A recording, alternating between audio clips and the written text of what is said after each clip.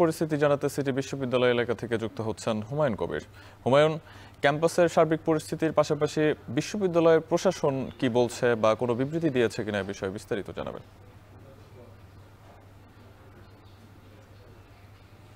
সাহাব, আসলে আমরা এর আগের লাইভে যেমনটি জানিয়েছিলাম, গতকাল আসলে তুচ্ছ ঘটনাকে কেন্দ্র করে কিন্তু সিটি ইউনিভার্সিটি এবং ড্যাফোডিল ইউনিভার্সিটি শিক্ষার্থীদের মধ্যে কিন্তু একটি ঘটনা ঘটেছিল। সেই ঘটনাকে কেন্দ্র করে কিন্তু আমরা দেখেছি রাত ১২টা থেকে শুরু করে ৪টা অবধি কিন্তু এই সিটি ইউনিভার্সিটিতে তাণ্ডব চালানো হয়েছে। প্রশাসনিক ভবন, একাডেমিক ভবন সহ ভেঙে তছনছ করা হয়েছে এবং ১১টি যানবাহনে কিন্তু অগ্নিসংযোগ করা হয়েছে।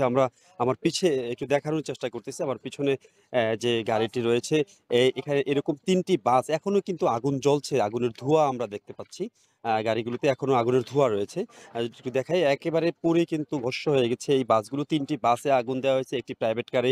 এছাড়া আরো ৩টি বাস ভাঙচুর করা হয়েছে এবং আরো আ ২টি হাইসে ভাঙচুর করা হয়েছে, ২টি মোটরসাইকেল ভাঙচুর করা হয়েছে। সর্বমোট ১১টি যানবাহন অগ্নিসংযোগ এবং ভাঙচুর করা হয়েছে এবং ভিতরে যে আসবাবপত্র রয়েছে সেগুলোও কিন্তু ভেঙে চুরে তছনছ করা হয়েছে। মূল ফটকে আগুন দেওয়া হয়েছিল এবং ভিতর থেকে যে কম্পিউটার রয়েছে প্রশাসনিক ভবনের অ্যাকাউন্টস সেকশনে, সেখান থেকে কম্পিউটারের হার্ড ডিস্ক খুলে নিয়ে যাওয়া হয়েছে, এমন অভিযোগও কিন্তু এই বিশ্ববিদ্যালয়ের প্রশাসন থেকে করা হয়েছে এবং তাদের এখানে বল্টের টাকা ছিল, সেসব টাকাও নিয়ে যাওয়ার চেষ্টা করা হয়েছিল, এমন কথাও এখানকার শিক্ষার্থী এবং প্রশাসন থেকে কিন্তু জানা গেছে। এবং সব মিলিয়ে থমথমে পরিবেশ কিন্তু বিরাজ করছে এলাকা জুড়ে। একটু জানিয়ে রাখছি, কিছুক্ষণ আগে কিন্তু ড্যাফোডিল ইউনিভার্সিটির একটি প্রতিনিধি দল সিটি ইউনিভার্সিটিতে কিন্তু এসেছিলেন। তারা এসে আসলে এখানকার যে ধ্বংসাবশেষ রয়েছে, যে ভাঙচুর করা হয়েছে, গাড়িগুলো পোড়ানো হয়েছে, সেগুলো কিন্তু দেখে গেছেন এবং আ তা তখন কিন্তু সিটি ইউনিভার্সিটির একদল শিক্ষকও তাদের সাথে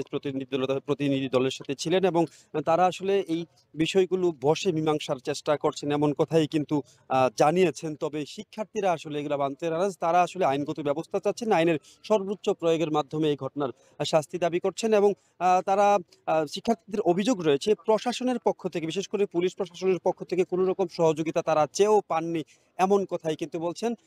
যে ড্যাফোডিল ইউনিভার্সিটি এবং সিটি ইউনিভার্সিটির ২ প্রান্তে পুলিশ বসে থাকলেও তারা বসে আড্ডা দিচ্ছিলেন বা চা খাচ্ছিলেন। কিন্তু এই ঘটনা যে এত কিছু ঘটে যাচ্ছে, তারা কিন্তু ঘটনাস্থলে আসেননি, এমন অভিযোগই কিন্তু আ শিক্ষার্থীদের পক্ষ থেকে করা হয়েছে। এ পর্যন্ত শতাধিক শিক্ষার্থী আসলে বিভিন্ন হাসপাতালে চিকিৎসাধীন রয়েছেন, এমন কথাই কিন্তু জানা গেছে বিশ্ববিদ্যালয়ের শিক্ষার্থী এবং প্রশাসন সূত্রে। এবং তারা এই ঘটনাকে অনভিপ্রেত এবং উদ্দেশ্য প্রণোদিত ঘটনা হিসাবে বলছেন এবং এই ঘটনার সর্বোচ্চ বিচার কিন্তু তারা দাবি করছেন। একটু যদি দেখাই আমরা, আসলে ধ্বংসাবশেষ কিন্তু এখনো রয়ে গেছে। পুরো ক্যাম্পাস জুড়ে কিন্তু ধ্বংসাবশেষ রয়ে গেছে।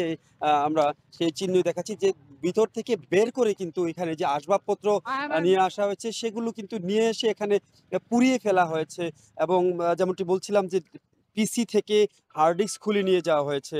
আ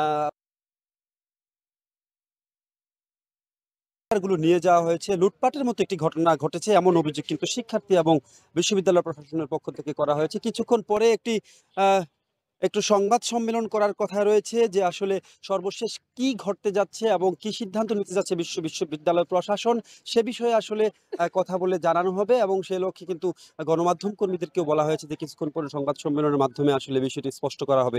এমন তথ্যই কিন্তু আমার কাছে সর্বশেষ ছিল। ড্যাফোডিল ইউনিভার্সিটি ও সিটি ইউনিভার্সিটির শিক্ষার্থীদের মধ্যে সংঘর্ষের ঘটনার সবশেষ পরিস্থিতি জানাতে আমাদের সঙ্গে যুক্ত ছিলেন Humayun Kabir. RFL water pump